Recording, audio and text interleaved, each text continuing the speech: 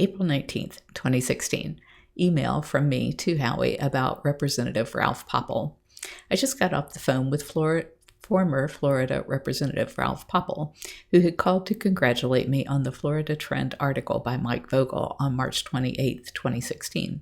He was the guy who took on the snake trade in Florida and assisted us in getting the $10,000 bond tacked onto it circa 2006 to 2009.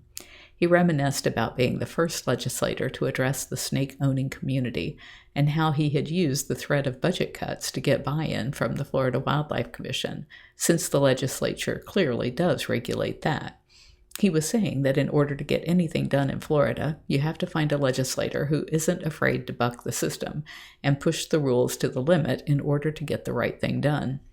I asked if he still knows anyone like that, because I'd like to put an end to the private possession of big cats in Florida and need someone who isn't going to back down the minute the Florida Wildlife Commission says that they have constitutional authority. He immediately suggested Alan Hayes and said he'd try to think of someone else in the House.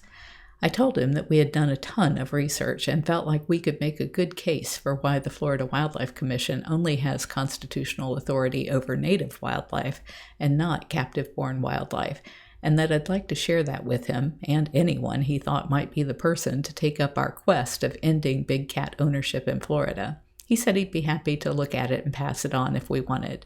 Then I have his email address.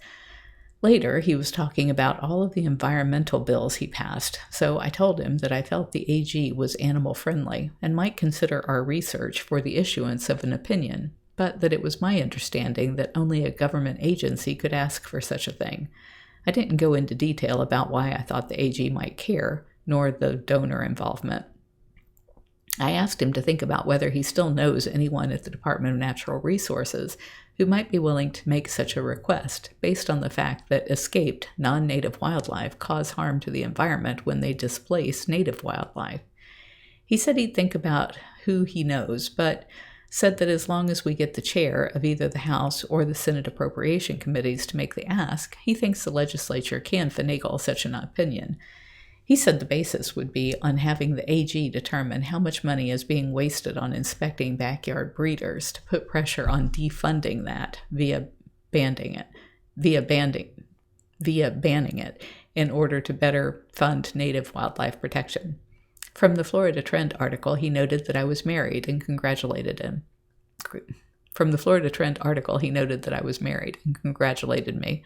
I told him that I was married during the time that we were working on the Python bill, but that you had spent your early years getting the sanctuary onto sound financial footing so that we could do more of the advocacy work. I told him that you became far more involved after 2011, so if you want to call him or email him about the constitutional issue, I think he'd be happy to hear from you. Then I gave his phone number. And then I left this part in here. It's my signature line from my email to Howie, which is funny because a lot of times we're in the same house and we'll email each other back and forth. But it says, "For the cats, Carole Baskin, CEO of Big Cat Rescue." And then I've had this in my email signature line for a long time. "Judge me by the enemies I have made." That was a Franklin D. Roosevelt quote. And then I have author of Big Cat Care, How to Start a Sanctuary, my email address, cell phone number, fax number, remember faxes.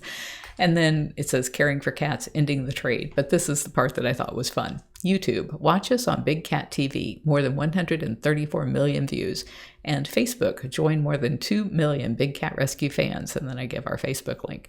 So many people seem to think that Tiger King gave us our fame, and it's just not true.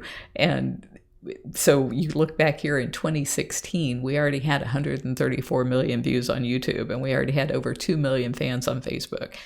The fact is that the people who make those stupid claims just didn't know who we were before them because they weren't interested in animal issues or big cat issues, or they would have known who we were, and they would have known all of the people who already knew who we were. If you enjoyed these video blogs of my diary, please like, share, and subscribe. Thank you.